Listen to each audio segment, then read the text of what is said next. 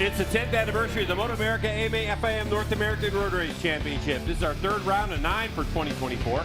It's MotoAmerica Superbikes at Road America from beautiful Elkhart Lake, Wisconsin. We're at Road America, one of the best racetracks this country has to offer, as we set the stage for Supersport Race number 1. And boy, oh boy, the rain has started to fall here about an hour ago. And riders just got off the track as they got to sample the wet racetrack. Hi, everybody. Welcome to the broadcast. I'm Greg White, staying alongside two-time national champ Jason Pridmore. Now, JP, this battle for this championship has been shaping up between two riders, but in these last 5 minutes, we've seen a lot of drama unfold here in a wet racetrack. Yeah, we had a perfectly dry Friday, so the pace was good yesterday, and then about an hour ago, like you said, Greg, the rain came here at Road America. The riders just got to go do a 7-minute kind of warm-up session to see what the track is like, but there was one man who's a pretty important guy, didn't get out for that session. That's PJ Jacobsen. Unfortunately, they're having a problem. It looks like electronics maybe on that bike. So for PJ, he's going to have to go into this race a little bit without knowing what this track is like in the wet. But the two riders that we are talking about is PJ Jacobsen and, of course, Matthew Skultz, who arrived on the scene. Both riders with a lot of superbike pedigree. But here at Road America, it's important to note basically the size of these riders. 5'7", 145 pounds. PJ, 6 feet tall, 158 pounds. New generation Ducati Panigale V2 against the older generation Yamaha R6. 2 wins, each of them, Jason.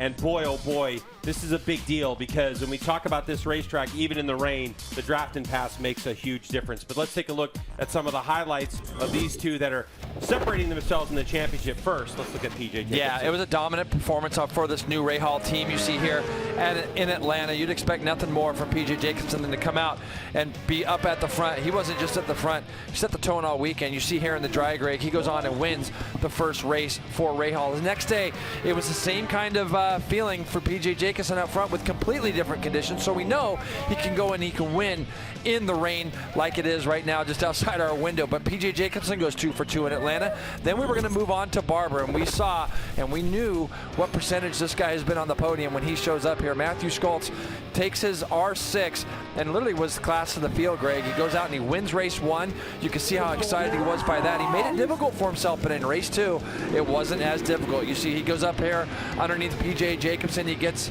past Gerardo there. Just kept moving forward to the front, Greg, and he would go 2 for 2 at Barber. That's why we're where we're at now as we get ready for round 3 here at Road America. And the biggest deal, too, is that we know that Matthew Skultz is incredible in the rain, as is PJ Jacobsen, because he's got a lot of race strategy. But the unknown, of course, is Gerardo, and what is he like, the Uruguayan? How is he in the rain? Plus, there's a ton of other people. I mean, you think Kayla Yakov, how's she going to do in the rain? So this is anyone's bet. But, Jay, the thing that's critical about Road America, too, is that last corner. If riders are close together, do you feel in this middleweight class, Supersport, it's better to be behind in the final quarter, or do you feel like this, we're looking at last year's results as you dash to the flag, or do you feel like it's better to lead? I just think it depends on the day, and it depends on what you have underneath you as far as motorcycle. If you feel like you can pull away from guys going down from turn 5 all the way through to that last corner and get a big enough gap, then for sure, then you might want to take a run at it, especially if you don't feel like you can draft by for the win. As you see here, Mesa, Josh Hayes, we saw Chavi Forrest. This is what you see a lot, but in these conditions, Greg, now you got one other major thing that comes into play, and that's grip coming out of that last corner. So I think that for everybody right now, it's a coin flip for this race, and there is a group of guys. There's probably 10 people. We saw Dave Anthony lead that short session there that we just had, that 7-minute long session. There's going to be a lot of guys that are going to feel like this is their chance to go to the front, and for Matthew Skultz, his team will have told him that PJ didn't even get out. So that's going to be another thing that we'll look in and see how it plays out. And vision is very critical here. If you're back in the middle of the pack or 5 riders back, the spray is pretty gnarly. If you're new to motorcycle road racing in MotoAmerica, you may think, wait a second, you're talking about motorcycles that can race in the rain? How is that even possible? Well, let's welcome the third member of our broadcast team, Hannah Lopa, in, who's got more. So I talked to our friends over at Dunlop right here. I've got a rain tire for you. All of the riders, both front and rear, will be running these because it has officially been declared a wet race. The rain is coming down consistently enough that there's water on the track. Something that makes these tires a little bit different from the slicks, you can see really obviously at first are these grooves that help wick water away from the center of the tire to allow that tire to hook up and get a contact patch. It's also got a much more compliant carcass and a much softer compound than those slick tires. So ultimately, overall, you're not going to need tire warmers for these. Dunlop recommends you just throw them on and hit the track. That's awesome, Hannah. Thanks so much. And yeah, you do generate some heat, even with water all around them, because they are definitely so soft. A good look at the front. Well, Jay, this is Road America. It's 4 miles of super fun. It's wet, but it's still going to be close racing. And it is packed here. Thanks to all the fans for coming out. As you can see, they're going to get a fast run down into turn 1, Greg. Then up over Little Brow, going from turns 2 to turns 3. Turn 5 will be the first real tricky one. We're coming from a high rate of speed in these rainy conditions from 175 plus mile an hour onto the brakes down there, downhill turn 5. Then you're going to snake through all the way to the carousel turns 9 and 10. Canada Corner down in turn 12. That'll be the next big passing zone where guys are going to have to be, the whole field here is going to have to be really careful all the way down through the S's down through there. Up into turn 14 where we talked about that run to the finish line, Greg, up that big, steep, famous Road America hill. Fantastic racetrack. And boy, as we head off to break, this race is going to get going here in minutes. You're not going to want to miss it. Turn 1 is going to be absolutely crazy. Stay with us.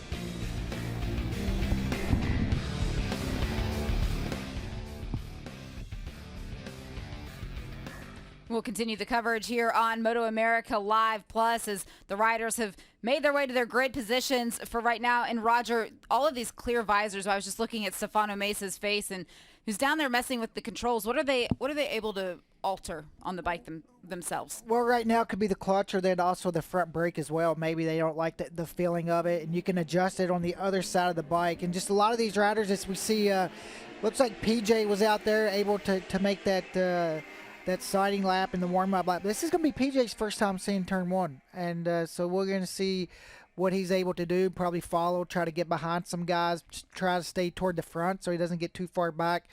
Into the spray, we see Kayla there. We know how fast she is in the wet, and it's just when these guys come out of this next turn 3, this right-hander, the spray is going to be incredible. As you mentioned, for PJ Jacobsen not able to make it out there for the familiarization laps, the rain session that was 7 minutes. And you do look at the back of that Ducati now, and you can see that the red light is illuminated. That's the rain light that they were addressing and trying to get fixed there on pit lane. Cost them that entire 7-minute session. But Maxi Gerardo, our pole sitter, is still sitting on pit lane. Yeah, and that's just unfortunate. He was fast in that wet practice as well. You know, one thing about rain, water can get in places and really cause an electronic issue or whatever. So I'm not sure exactly what's going on, but that is so unfortunate for Max and that whole team. There's not a worse feeling than sitting there and watching all your competitors to head out. Even if they were able to fix that bike, since he missed that lap, he would have to start from pit lane.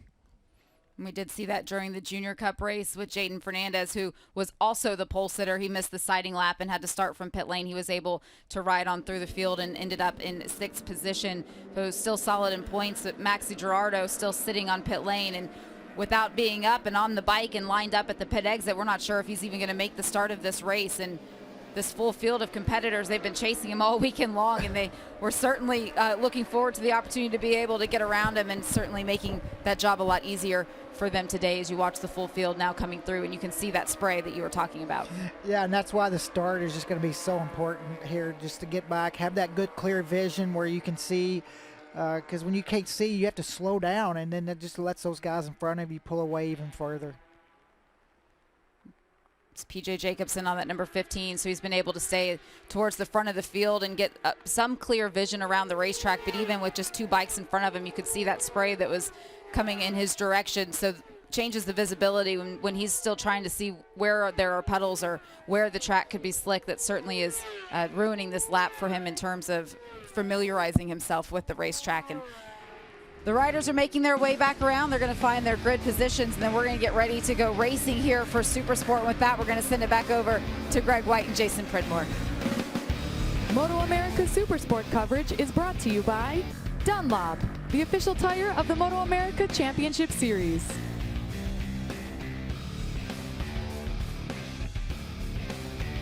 This is total heartbreak. Maxi Girardo looks like he is stuck in the pits. And JP, this is what can happen in rain. Yeah, electronics. I mean, it's just water gets in places, and now these bikes are so susceptible to this kind of thing. Let's look at the starting grid, Greg. As you can see, the field starting to line up. Max Girardo on pole, but you can see him in pit lane. Matthew Skoltz, Tyler Scott, PJ Jacobsen fourth. That's probably one of the most important warm-up laps that he's had in a long time. Mesa and Teague Hobbs.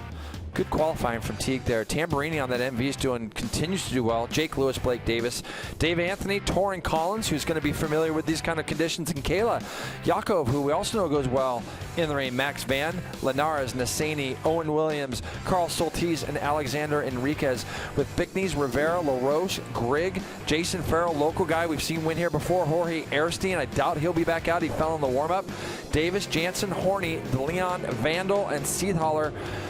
And then Ullman, Booth, Gorman, and Mullins, Greg. Here we go. And the race is underway. And unfortunately, your pole sitter is looking on as we head down into turn number 1. And it's going to be the 70 Vision Wheel and 4X Star Suzuki who leads the way. And it looks like Skoltz on this track racing Yamaha R6 right behind him. PJ Jacobsen third already, Greg. Really good job from him. This is where his experience can come and play through. He's been in this conditions before plenty of times. He's watched guys do the warm-up, even though he was sitting there while his team continued to work on the bike. As you see, Ty Scott gets out a little wide, didn't he? And Matthew Skoltz sneaks through to take the lead. And Ty wasn't really sure on that acceleration, what he could get done. And look at the spray, wow. JP, in the background. Yeah, it's sketchy back there. This is where it gets really sketchy, Greg. When you're trying to duck out of that spray and brake hard for turn 5, you want to try to give people some room, and you can see Jake Lewis there. He's going to slide up there into 4th. So I couldn't tell, Greg. I think it's Teague Hobbs there in 5th that he just passed. So a good start from Teague. As you can see, he's in 5th, but it's going to be Skoltz. Then it's going to be Ty Scott, PJ Jacobsen, and PJ's just still filling these conditions out. So he's going to let Skoltz and Ty Scott do a little bit of the work here on this first lap and do his best to get away from everybody else, and then he'll start to make his run forward, as he already has done that. He goes up underneath Ty Scott. He doesn't want to let Matthew Skoltz get too far away. You see Dave Anthony there has moved his way into 5th. It looks like Mesa is also trying to get by Hobbs, but Matthew Skoltz, Greg, is starting to pull away ever so slightly here on this opening lap. So there goes Matthew Skoltz. Of course, Skoltz credited as the only rider in MotoAmerica history to win a superbike race on a stock 1000 bike when it was a mixed class back in the day. He did that in the rain at Barber Motorsports Park years ago, and he is known as a rain racer. Just a talented South African is the number 11 when it comes to these conditions. Of course, PJ Jacobsen on the Rahal Ducati Moto with Expel. Tons of world experience himself and amazing in the rain. All eyes on the 85, though, of Jake Lewis on the Altus Motorsports GSX-R 750, putting himself in a good spot. And who's that coming up on a Kawasaki? Jason Farrell from 23rd. There's Mesa there also, but it's Jason Farrell, who we have seen win here in the wet before. I believe that's him now, up behind Jake Lewis on that Kawasaki. So obviously a guy who's done a million laps around this place and isn't afraid to go to the front in the rain. There's nobody out there that's going to intimidate him, Greg. He knows what he can do in these conditions, and he has found himself on that 861, slotting into 4th place behind Ty Scott as they come down this front straightaway. So Jason Farrell, who won here, Jay, on a dramatically different racetrack. It was the old surface, and there were some really tricky spots on the old surface that took a lot of local knowledge, but apparently with this great new asphalt here at MotoAmerica, Jason Farrell is feeling it and wants to try to get another W under his belt here in Supersport as he looks for some room. Is the 861, and he's going to go around Ty Scott. So there goes Farrell into 3rd place. He can literally put his bike anywhere right now. He's got a big slide there, but he's got a lot of confidence, Greg. He's got a lot of grip underneath him. He's being able to put that bike, kind of like I said, anywhere he wants, and he's going to be down behind PJ Jacobsen now as they go down the back straightaway into turn 5. Heavy braking zone here, and you can see he's going to slide up underneath PJ Jacobsen, and Jacobsen's probably wondering who that is that just went past him on that Kawasaki, and it is Jason Farrell as he moves up to 2nd. He's got one guy in front of him, Greg, and again, he came from 23rd on the grid. Ty Scott as well goes by PJ Jacobsen. That is row number 8 for the 861 of Farrell. What a roll he is on. And of course, with the long laps here at Road America, it's so difficult for us to tell you as they are doing 2:46s as the 25, that's Dave Anthony. He's starting to roll his way up towards the front as well. But now we'll see what Jason Farrell has in the tank. Boy, he's got pace. There's no question. You can see his. You can see that the rain jacket he's got on right now has already come undone in the back, so it's flapping around just a little bit there. But this is kind of what you would expect. You even said before the start of this race to me privately, he said, what about Jason Farrell? As he gets the thing backed in, almost looked like he wasn't going to make it. Tremendous amount of bike skill just to get that thing slowed down in the chicane. So Jason Farrell, again, makes it. He got in there a little bit quick, Greg, but now he knows he's got pace on those guys, and he's going to see himself catching Matthew. And this is where, for him, he can really kind of decide what kind of race he wants to run as he gets a little bit sideways again, coming down into Canada Corner. They come out of Canada Corner. He is just continuing to close this gap down on Matthew Skoltz all the way through. So, again, this is something that happened a few years back where Farrell came to the front, did such a good job, and just ran his race, and he's doing the exact same thing today. And of course, in the points championship, he's not a factor here, but everybody wants to win. There's a heap of points on the line. So for Matthew Skoltz, who sits second in this championship, 11 points behind P.J. Jacobsen, he would love to score maximum points of 25, but Jason Farrell is in a position to take at least 5 points away from Matthew Skoltz. As now, the one thing that Farrell's done too, JP, is he's starting to drag the rest of these riders closer to Skoltz. He's back. He's in a little bit tight. Gets the thing backed in ever so slightly. So the thing is, too, if you notice, it doesn't quite have the wheels going down the straights with some of the other bikes, but where he's going to make up his time, so it looks like. That's 23? 23, but it's hard to tell. That's going to be last corner. It's not going to be 23 because 23 obviously in this class is Corey Alexander, who's not here. Yep, so we got it's red flag right now. Boy, for Jason Farrell, that is a heartbreaker. And obviously nobody wants to see a red flag. Riders up and okay, which is a good sign, but the bike's laying in the middle of the track.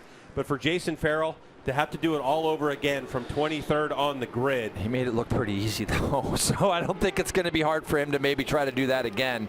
So good to see the rider up and okay. See what happened here. Oh, yeah, down the track. You can already see the bike sliding down the track, so probably kind of got high-sided off that last corner there, and all the riders behind did a really good job missing that bike as it slid down the straightaway. That looks like it might be another bike too, Greg. We got two bikes. That would explain. I mean, two bikes. Is that the 18? Yeah, who's the? That's Jake Vandal. Jake Vandal out of Rochester, Minnesota, on the 18. But that might have been who we saw walk away.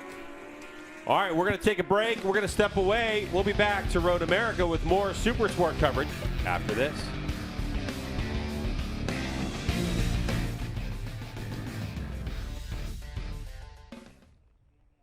And we will continue coverage here at Road America as we are under red flag conditions now for the Supersport category. You see Jake Vandal there off of the bike. He's now safely behind the wall under his own power, but the airbag certainly went off in that suit, Roger. Yeah, that airbag went off, and what a great invention. And it takes it a little while. Sometimes it needs a little help to go back down, and unfortunately for him, it looks like he's out of this race unless he can go and try to pick the bike up. But it's just tough in these conditions, and it's so easy to make a mistake.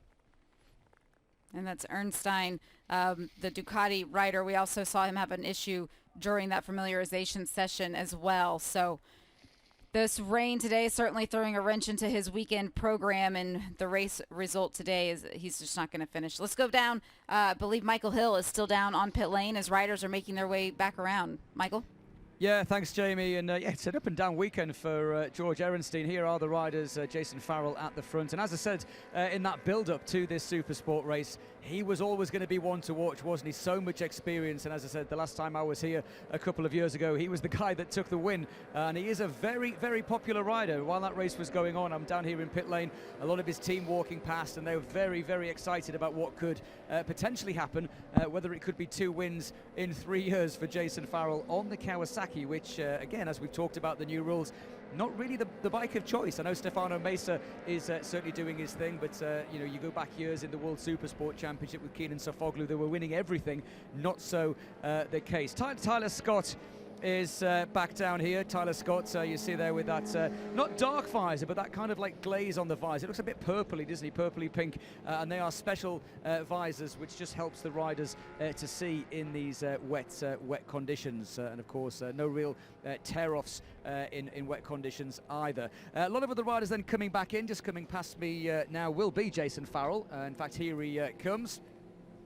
And he's looking pretty good, isn't he? He really, really is looking good. The team run out to him. I know you can't see it on the pictures. You're still looking at Tyler Scott.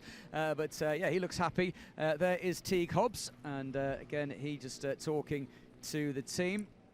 And great to see Teague was also running quite strongly.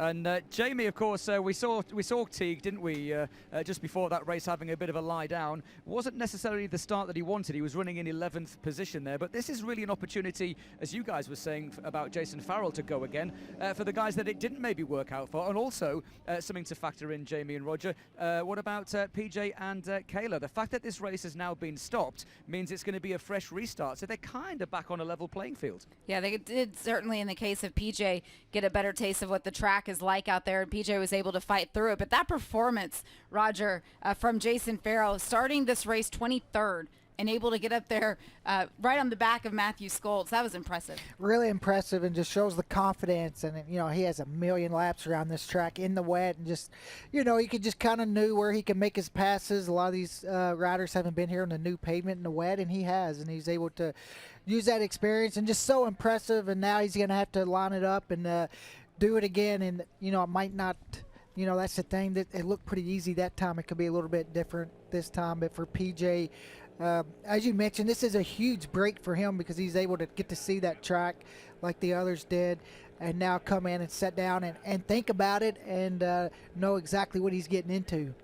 Yeah, just being informed also down here, guys, I know you may have seen it on your timing screens, but it's going to be a 6-lap restart. So they're not going to reduce this race. It's already been reduced, obviously, prior to that first start. So sometimes in a red flag situation, they'll take a lap away. Not the case. They're going to line up in the way, I believe, that they finished that first part of the race. That's generally what happens in the rules. And Jamie, as you said, we're going to have a couple of Kawasaki's up there, a couple of Ducatis, a couple of Yamahas. It's game on for anybody, really, isn't it? It is, and you know, in the case of Maxi Girardo, whose bike is no longer sitting there on pit lane, he never did leave pit lane, correct, Michael? Yeah, no, he didn't leave. And again, it's funny that you brought that up, because I was frantically trying to speak to somebody from MotoAmerica, but they're all trying to stay dry, to see whether he would be allowed to restart. And I don't believe that he would, but don't take that as gospel from me. So I don't believe he would. And the other rider, Jamie, that we didn't see, unfortunately, was Roberto Tamburini, who had that off this morning. I know that Melissa Paris was trying to get the bike fixed. They didn't succeed with that.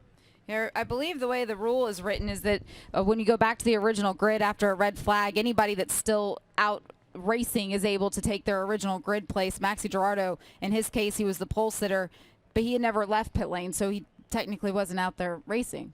Yeah, and it's just unfortunate for Max. And you know, also when you bring your bike behind the pit wall, you're done. So if they brought that bike back behind the pit wall, he's not able to make that start. That's just so unfortunate for him and that team.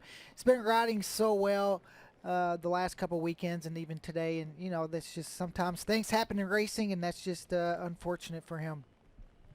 Obviously, Roger, you've been in this situation when there's a red flag and things. There is Jason. Look how excited he is. He's reveling this, isn't he? Absolutely. But what goes through your mind, certainly at this level? It's going to affect everybody, even in club racing. But at this level, this is the premier class in North America. I mean, there's a lot at stake here, Roger.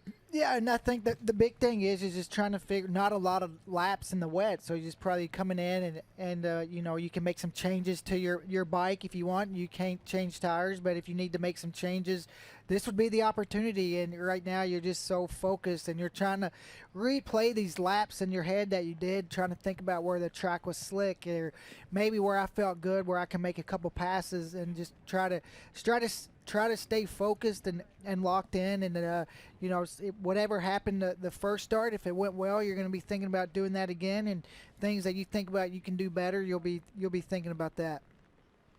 Yeah, I've just actually made my way down pit lane, getting soaked without an umbrella. But, you know, the things I do for MotoAmerica, it's all good. I'm jumping over the pit wall because we're going to have a chat down here to one of the guys down here to see about the race. Obviously, a great start to that race for you. How was it going? Oh, not going too bad. You know, just trying to stay up on two wheels and do what I can in this this situation we got. So it's not bad. You know, everybody's got to ride the same track, so we're all just trying to stay up and get going. Obviously, we're talking about a couple of Kawasaki's at the sharp end. You're also out there on a Kawasaki as well. Any changes in this particular break before we go racing again? Nope. Just gonna go back out there and ride.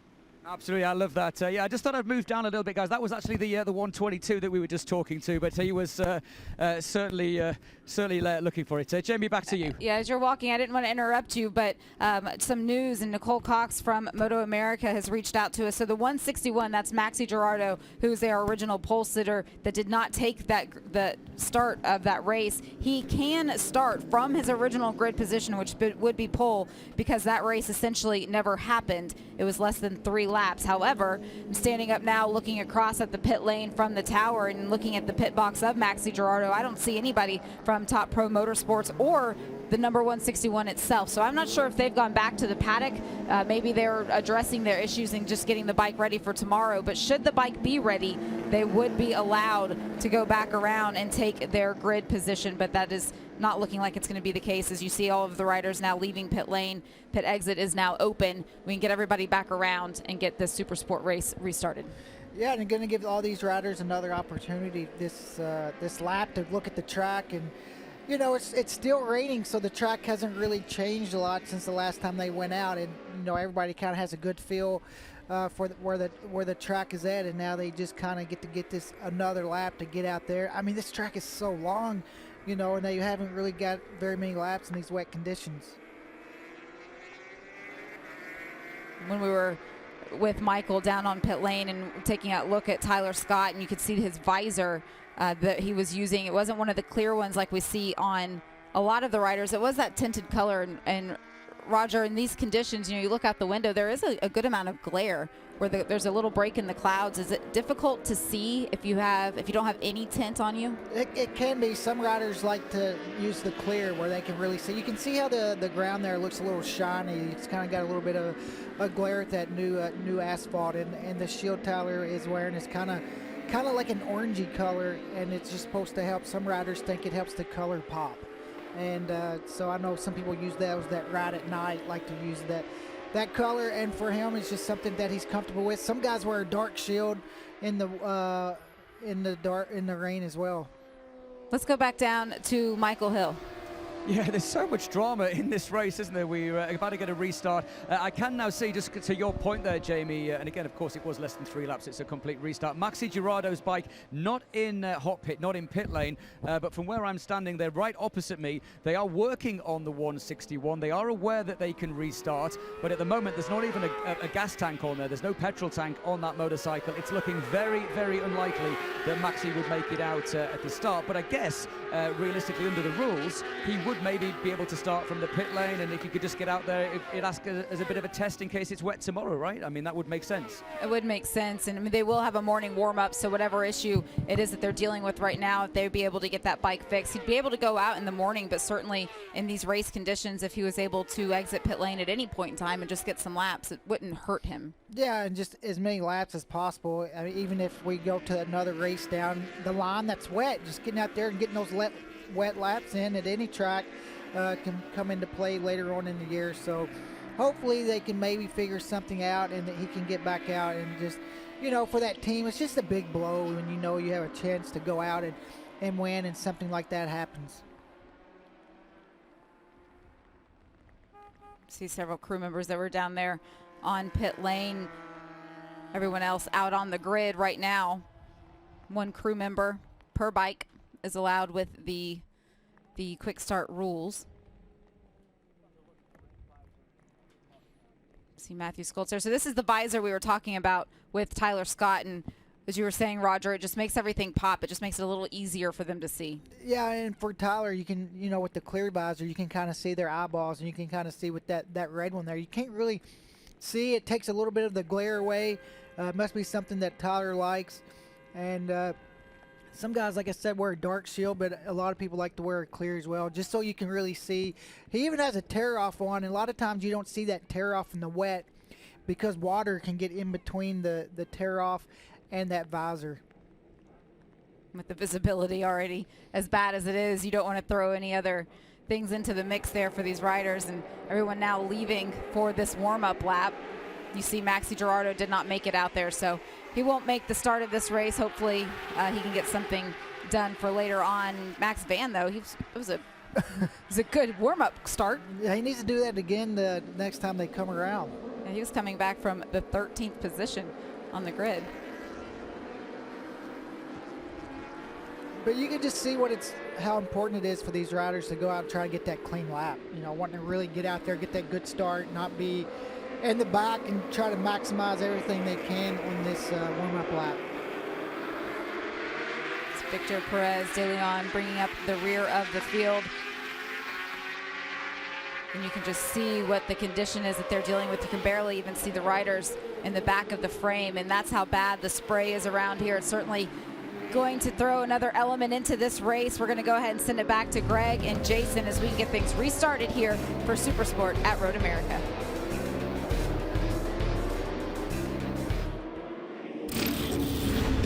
This is what's happened so far in race number 1. Jason Pridmore.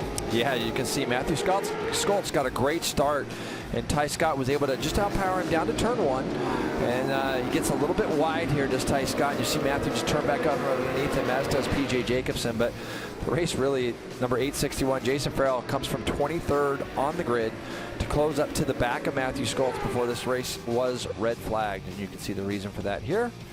And a rider up and okay, which we're happy to see that. So race was red flagged, everybody came in, and now we're just getting ready for this restart.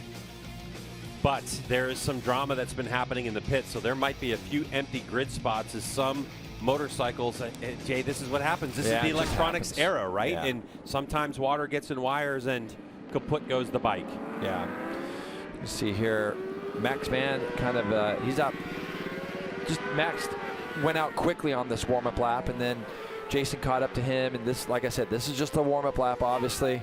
And this is kind of a spot down in the back section here, Greg. This is what I remember just being so changed from years past when they did the repave here, and when they, even before that, they remember when the trees used to overhang all the way down through here, all the way down to Canada Corner. So you'd get a storm like this that would come in, and then the problem was you get all in that back section, and the trees would just be dripping water all over the track, and the rest of the track could be dry. So, you know, it's been fun watching this place evolve. It is arguably our best track in the country without question. It's such a beautiful area. And you know, they've made so many improvements here over the years. So you can see Max Van saying, "I'm going to try to lock onto the back of you." So, and Jason's happy enough for that. So we'll see what kind of start he gets. Look for the green bike to be going down the inside of a lot of people going down into turn 1, Greg. Yeah, you still got to come from 23rd on the grid because this is a complete restart. So you take your original grid positions. And, of course, the way the rules are, that a 161 of Maxi Girardo, he could have started this race if they had that bike going. But what we're understanding is that the ECU went into fault, and that has been the problem with the Top Pro bike. And we have to imagine that that has something to do with water. So it's going to be Matthew Skoltz who's going to have that really front row position in the second place, but he's got nobody to the right of him but Ty Scott occupying the front row in P3. PJ Jacobson, Mesa, and we'll see if T. Hobbs out there on the 79. So 6 laps to go in this one. We're underway, and now it's the long downhill run to turn number 1. And I can see the 79 of Hobbs back there on the Vision Wheel M4X Star Suzuki. His teammate number 70, Ty Scott, going to lead us again. And right there is Matthew Skoltz in second place, PJ Jacobson in third, and Jake Lewis right back into 4th place. Yeah, Jake Lewis gets himself right where he needs to be, up with those front 3 guys. You see Blake Davis as well. He didn't quite make it, and then Mesa behind. Kayla is up there. Dave Anthony in the yellow is there, and there's Jason Farrell. So he's probably got himself into 10th or 11th so far as they charge down this back straight. PJ Jacobson in front over Ty Scott, and let's see Matthew Skoltz. Is he going to try to go down the inside Nope, PJ does a good job at closing the door, but Matthew's going to open it back up, or try to. Oh, that's and close. He's going to make it. He is going to make it through. As Jake Lewis also makes it through. Blake Davis in 5th. Jason Farrell runs wide, though, Greg, down there in turn 10, so making it a little bit harder for himself this time. And people are going to be wary of knowing that he's going to be coming from the back. So, doors are going to be closed and that kind of thing. He's got plenty of time, though, Greg, with this kind of race. And as long as this track is, 24 miles doesn't seem like long, but in this kind of conditions, it certainly doesn't go by quickly. Track Racing Yamaha R6, Matthew Skultz. Years in Superbike, back in Supersport, where he competed at the world level. And, of course, in South Africa. So Skultz, rain specialist. And he's a dry specialist, too, but he definitely likes these conditions. PJ with all the experience. Let's take a look at the top of the screen, Jay. You know what we see is we see the 12 fell down, and that's what pushed Jason Farrell wide. So that's, yeah, they got together. Yeah, that's too bad. So, that's the biggest problem I think that Jason Farrell has to deal with. It's just qualifying 23rd is hard, and we know how good he is in these conditions. But to come through all of these riders without having any kind of bad things happen in front of you is a pretty hard thing to do. So happy to see where Jake Lewis is right now. Jake Lewis running a pretty solid 3rd, as you see Ty Scott 4th, Blake Davis 5th. Hannah, what you got? Just in regards to Jason Farrell trying to make his way back through the field, during the red flag, I ran down to talk to him, and he was telling me when he found out he had to start from original grid position, he was disappointed and felt like he should have been in 2nd. He's like, now I have to do it all over again, but this time I only have 6 laps instead of 9 to do it. And one of his crew guys said, well, you did it in 2 laps before, so we'll see how things unfold. That's a good point. That's a great point. Yeah, absolutely. And he can, and it's cautiously aggressive, I guess you could say, in these conditions, Greg, is what you have to be. But he's got a great feel. Matthew Skult's going to lead across the line over PJ Jacobson, Jake Lewis, Ty Scott, Davis Hobbs, and Kayla up to 7th. So Linares on the other top pro bike is there in 8th. So it's a little bit spread out at the front at the moment. But again, you gotta hats off to PJ Jacobson too, Greg, because he sat there, watched his team. That whole team did a great job to get this bike underneath him to be able to start this race. He missed the little 7-minute warm-up, but he's in a solid 2nd right now. Now keep in mind, for the 15 on that Ray Hall Ducati Moto with Expel and Ducati Panigale V2, no electronics, so no traction control, so nothing really helping him in the rain other than the right wrist. Same situation with Kayla Yakov on the 19. Same team, Ray Hall Ducati Moto with Expel, and Kayla Yakov, who we know is outstanding in the rain, has tremendous feel, really smooth rider. There's a good look at the number 19, and now Farrell is on the back of Kayla Yakov, as Yakov looking to move forward after kind of a qualifying position where she's been in kind of that just outside the top 10 most of the weekend. A good opportunity to score some big points. And Jay, 2:43.963 from this rider right here, the number 11, Matthew Skultz, when he came across the line about a half a lap ago. Yeah, that's from a standing start, so we'll see those lap times get a little bit quicker this next time through, Greg. So, but Jake Lewis is doing a really good job here, just kind of sneaking up to the backside there of PJ Jacobson. A little bit further back, there's Ty Scott, Blake Davis, and Jason Farrell has made his way past Kayla. And to your point with Kayla, we've seen her do really well in Junior Cup in the rain. We've seen her in Twins Cup in the rain as well. So we know she's got a great feel also in these conditions. And I think that for her, it's just a matter of bigger bike, more horsepower. She's just got to get used to that, Hannah. She does, Jason. And when I was talking with the team, it's exactly that. She needs to kind of change her lines as far as when she used to ride the Junior Cup bike for the Supersport machine. Obviously, the rain changes things a little bit. When it started raining in Atlanta, I spoke to her about the rain conditions. And normally she would like the rain, and she said, no, we've made so much progress in the dry that I don't want it to rain. But it was really important for them to learn as much as they could to prepare her as far as setup goes for these wet conditions today. Look at Jason Farrell. It's like he's on another track almost, Greg. It's like he can go up underneath guys. He turned it up underneath Blake Davis in the middle of the Canada corner. He had so much more roll speed. And then he came up the hill through turn 13, thought better of going up underneath Ty Scott. Ty Scott might be able to go back by him down this front straightaway, as Blake Davis is in the draft of both those guys in front of him. But Farrell will just lay off the brake lever going down into turn 1 and keep that position from two very highly talented guys that have been running up front all year long. And right now for Ty Scott, Greg, he's got to try to finish this race, doesn't he? He certainly does. And folks, betting is now available for MotoAmerica fans. Go to nxtbets.com/playma.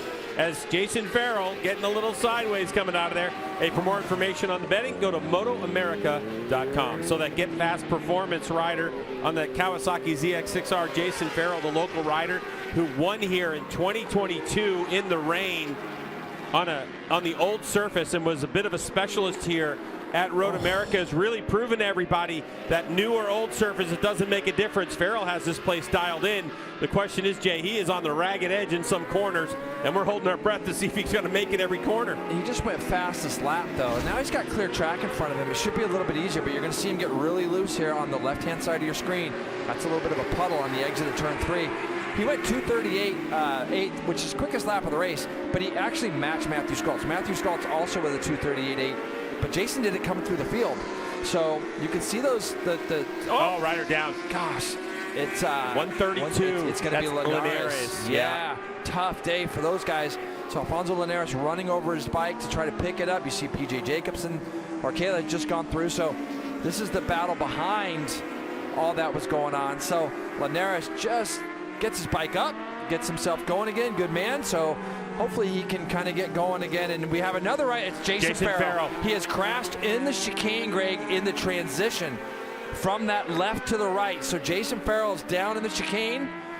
And that's too bad because, you know, if he wasn't starting from so far back, it might have been a little bit easier for him. You're going to see he gets in here into the left, Greg.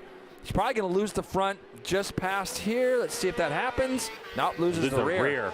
And it kind of high sides him off the inside. So good thing he's okay. I saw him, you know, obviously he's gotten back up and tried to get that bike going again. See him on the right-hand side of the screen, not going to be able to continue. So there's going to be some people up in front that are going to be waiting for this green bike to come by him, and it's not going to happen. So feel bad for him. 2024 fairy tale is over for Farrell, who had set the fastest lap of the race last time by. But as Matthew Skoltz comes to the stripe, he did a 2:38.8 the lap before, and he goes 2:39.7, but PJ Jacobsen behind him goes 2:38.7 for the fastest lap of the race so far, and Jake Lewis with a 2:39.2, which matches his best lap of the race. So the fastest rider on track right now is PJ Jacobsen. The second fastest rider on track is the 85 of Jake Lewis on the Altus Motorsports GSXR 750. So we have a Yamaha, a Ducati, and a Suzuki 1, 2, 3 in this fierce Supersport battle here at Road America with just over 2.5 laps to go. Yeah, but this is what PJ Jacobsen has spent all these years on a motorcycle doing all over Europe, in BSB, over in England. He's just acclimating himself to the conditions, knowing that he didn't get as many laps as everybody else in that earlier session, and he's going to continue to get used to it. Now, Matthew Skoltz in this first split, Greg, we're seeing he's lost about 2/10 again to PJ, and even quicker still, Jake Lewis. So they are definitely closing up. Matthew's going to be keeping an eye on his pit board. The problem with the pit boards here, Jake must have made a little bit of a mistake because he's lost a little time here on that Altus GSXR 750. He just lost a little bit of time. But for Matthew, he's got to wait so long, doesn't he? Most tracks that we go to aren't 4 miles long. So you get to see your pit board a little bit more frequent. And here, you don't get to see it as much. So Matthew's going to try to get his head down here. And when they come through this next lap, there's only 2 laps to go. So PJ Jacobsen, definitely the smallest in stature of the top 3 riders. Jake Lewis being the largest of them all in both height and in weight. And Jay, I've often thought that being a larger rider in the rain gives you a bit more of an advantage, almost like you get a little bit more contact pass just sitting on the motorcycle than some of the other riders might get. And it's definitely one of those deals in your mind that you're thinking about as you see PJ getting sideways. There's a couple spots on the track with this rain continuously falling now for a couple hours where there's definitely more standing water than other spots. We saw it coming out of turn number 3, and we saw it right there on that back section coming out of the chicane. And PJ's so good, so much throttle control, like you say, no electronics or no TC. He's just so good with the throttle. You watch him in riding a super motorbike and all those Instagram videos and things that he posts. And right now, this is a good spot for PJ. 2 laps to go. He's got the guy that's chasing him in the championship right in front of him. These 2 guys are the guys so far this year, Greg, that have been in this spot. They've just been winning races and finishing second. So for PJ, He knows tomorrow's going to be a sunny one as well. But he wants to continue to try to close this down as he goes again, 2:38.1. But Matthew at a 2:38.2, he only closed up a 10th. So 2 laps to go. Matthew probably came by and saw +0 on his board, and he's going to know that that somebody's pushing him from behind. Jake Lewis starting to drift back. He's now 2 seconds back from P.J. Jacobsen, and that was on a lap that he did 2:39.4, only 2/10 slower than his fastest lap of the race.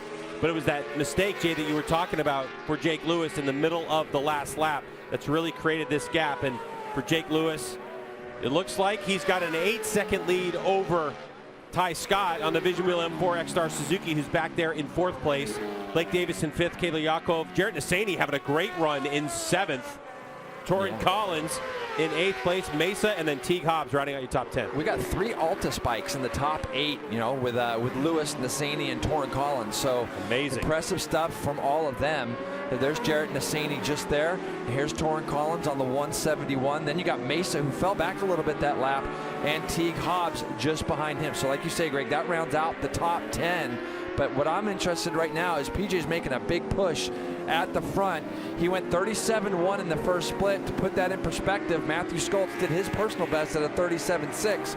So he closed up a half second, did the 15 here of PJ Jacobsen. So he's continuing to put that pressure on. And sometimes that's really all it takes in these conditions. You want that guy in front of you to know, I'm still back here, I'm going to continue to push. And in these conditions, it's hard to just continue to step up the pace.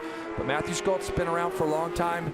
He's been in this position a lot of experience there as well. This is our 5th race of 18 scheduled in Supersport for 2024. PJ Jacobsen, who's in 2nd place, going through that it just sideways, spins all the way just through spins there, it. doesn't Yeah. He's leading Matthew Skoltz in the points by 11. If it finished this way, Matthew Skoltz would gain 5 points back, and PJ's advantage in the championship would be just 6 points. So you're looking at 2 situations for PJ. 1, I don't want to give up the 5 points, but 2, I don't want to give up 25 points. But PJ also will be in the mind. Oh, Matthew had a big moment there on the edge of the 13. The thing is that for PJ, he's going to have the experience of knowing that I just don't want that guy's pit board to say +1 or +2. I want him to know that I'm still back here and I'm pushing and I'm not going anywhere. So as they come down here, Greg, they're going to get the white flag, and I'm suspecting that we're going to see another quick lap here. As we do, it goes red for Skoltz, and then it goes red for PJ. He was 0.6 quicker at a 36.9 that lap through.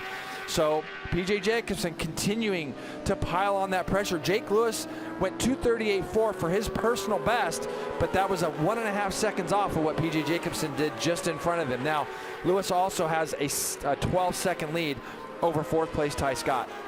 Boy, if you're PJ Jacobsen, how much do you risk?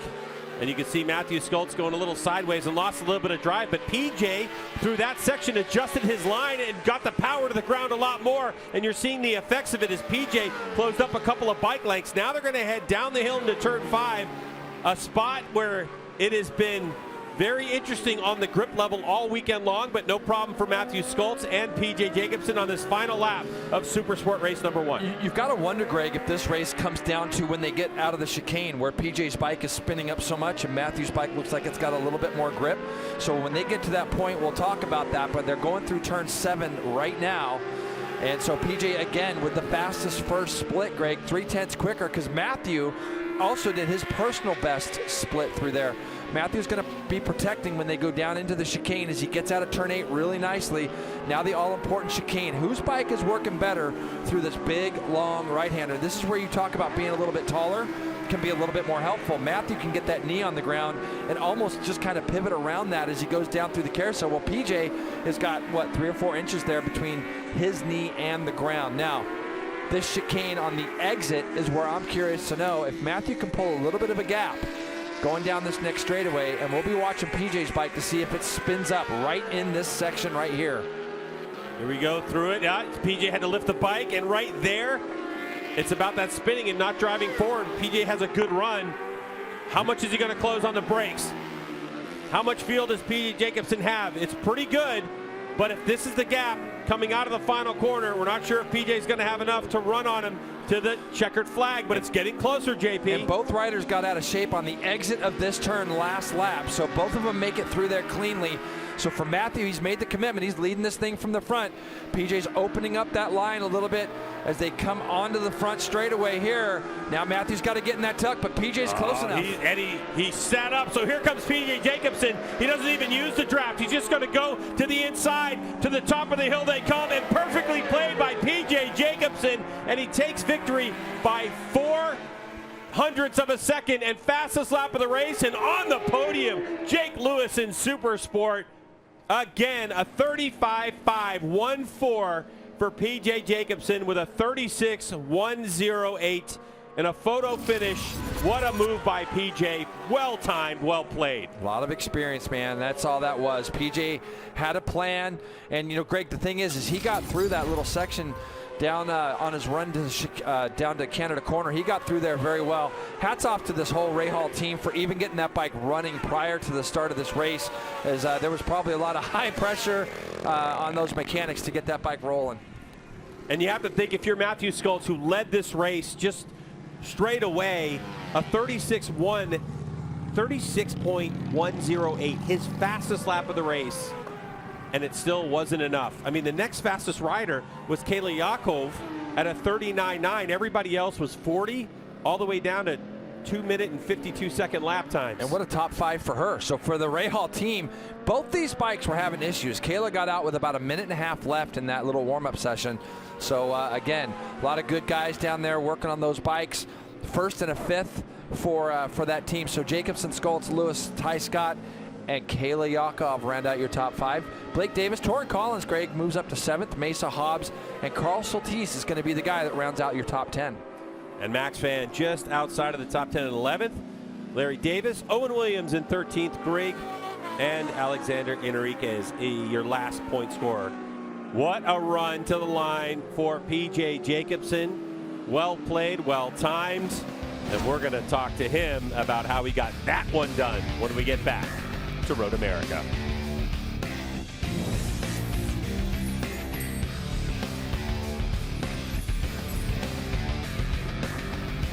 What an impressive ride by PJ Jacobson, just knowing exactly what he had in the tank, following Matthew Schultz all the way around and then using it right when he needed to, Roger. Yeah, just that experience PJ has, having those problems and not getting to see the track before the race, I think just showed his experience and able to, the experience of not freaking out, not getting worked up, and able to just kind of put it behind him and figure it out as he goes and put himself in a really good spot. And just kind of seeing toward the end of that lap, he was able to close it down.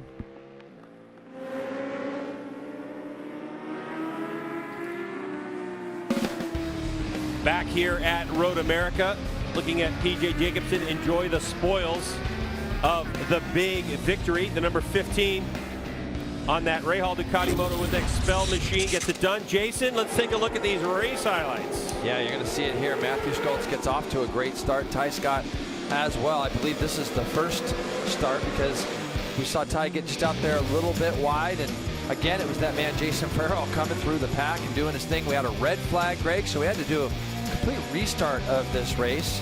And you see here, and as the race restarted, it was those same guys kind of getting that jump. Ty Scott did a good job. Matthew Schultz, PJ Jacobson, you see Jake Lewis there in 4th. Teague Hobbs running 5th at that moment. You see Matthew made a bold pass down into turn 5 on this opening lap, and then it was Jason Farrell coming through the pack up to 4th place and threw it away in the chicane. Matthew Schultz then led PJ Jacobson, who continued to pile the pressure on. This guy, Jake Lewis, great to see him put that bike on the podium, but it was PJ Jacobson. He only needed to lead a little bit, Greg, and he probably led the last 100 yards of this race, but it's the most important 100 yards that he could lead. A good lesson for younger riders. You don't have to lead until the checkered flag comes out. Our coverage will continue from Road America here in Elkhart Lake, Wisconsin with Supersport Race number 1 when we come back.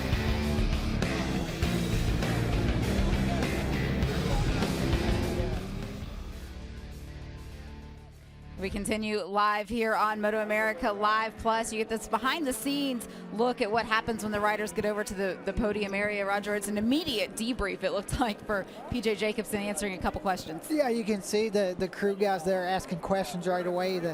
On the computer, they want to know about the maps, and sometimes it's really important to kind of give that information right away while it's fresh, and you know exactly what you struggled with and already start thinking about it. It's just amazing that as soon as they win a race or get on the podium, they're already starting to think about that next time and where they can improve.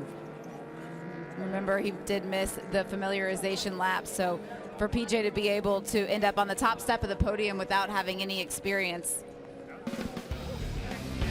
MotoAmerica Supersport coverage is brought to you by Dunlop, the official tire of the MotoAmerica Championship Series. Here's how they finished. Supersport race number 1. P.J. Jacobsen over Matthew Skulls, Jake Lewis. Ty Scott, Kayla Yakov, top 5 there. Good run in the rain. Blake Davis, Torrin Collins from Canada.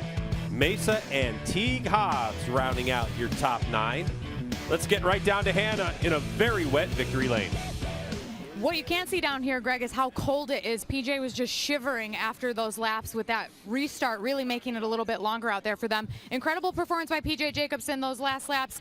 PJ, how much were you willing to risk, and how much fuel did you have underneath you, knowing that that's your championship contender up against you? Yeah, we kind of had a problem like when we went out. We missed that 7 minutes, so I actually asked Jake how the track was, and he kind of gave me some feedback because we missed it with the rain light. So yeah, the first restart or the first start there was a little bit difficult, and then felt like I just had to get into a rhythm. But yeah, the second one I started to feel better and better as I was riding, and I was just catching Matthew like a little bit, and I felt better and better, and then I knew if I caught up to him enough that I could pass him at the line if I got a good enough drive. So yeah, thanks to my whole Ducati Moto team, XBEL, Arai, Alpine Stars, everyone that supports our program, and my whole side of the crew, and Richie and everybody part of the whole entire team. So it's been really good, and I feel like I'm freezing right now, so I can barely talk. Congratulations, PJ Jacobsen. As I make my way over to Matthew Skulls, who's also shivering over here. It is quite cold. Matt, you led that race, both of the starts. What is it that allows you to perform so well under these conditions? I'm not sure. I've just always been pretty good in the wet conditions, fortunately for me. First, I just want to say thank you to the track racing crew. The bike's been performing extremely well. We got some horsepower from the barb around, which has definitely helped me here. But we knew coming here that this would be one of the most difficult tracks for us. But overall, you know, leading, I was watching the board. I was kind of looking at the big screen, seeing that PJ was closing in on me slightly. I just couldn't help, but I was spinning up bad coming out of the corner. So I sort of knew that PJ would be getting better drives, but I never thought that he would have actually passed me. I had a 0.5 gap on the final lap. I was pushing hard, but you know, well done to him. He timed that perfectly, and we'll just come out swinging in the second race. Congrats, Matthew Skulls. And rounding out your podium today, Jake Lewis. Jake, how did that red flag influence your approach to the restart for race 2? Yeah, it was tough. I mean, obviously the conditions are really, really hard to ride in, and before the red flag, you know, the hometown hero Farrell came blasting by all of us. So I knew after the red flag, only 6 laps, I mean, it was going to be a dogfight, and these two have won Superbike races in the wet before, so I knew they were going to be tough. But I was right there chipping away, and I felt like I was actually reeling them in some spots, and then there was 2 spots I was losing so much time, and then one time down into 5 I pretty much ran off the track almost, and after that I just kind of backed it down. I looked back and had a huge gap, so I'm super pumped to bring it home in 3rd today and get back on the podium for the Altus Motorsports team. You know, it's big. These 2 are 1-2 in the championship, so I just got to say thanks to them, and you know, I asked my girlfriend Blair to marry me this week, so that was good. And just a big thank you to all my family here, my sisters here, my mom. So thank you very much to everybody. Big congratulations to Jake on the podium and the engagement, guys. Yeah, quite awesome. Congratulations to the happy couple. Here's a look at the championship standing. 16 points now for PJ over Matthew Skulls, and Jake Lewis in 3rd place, 1 point ahead of Blake Davis. What a wild ride we've had here at Road America in Elkhart Lake, Wisconsin in the rain. We certainly hope you enjoyed that coverage. Tomorrow, we're expecting a dry one and a totally different race is coming at you. For Hannah with Jason Pridmore, I'm Greg White. Thanks for joining us, and we'll see you from Elkhart Lake, Wisconsin tomorrow for Supersport Race number 2.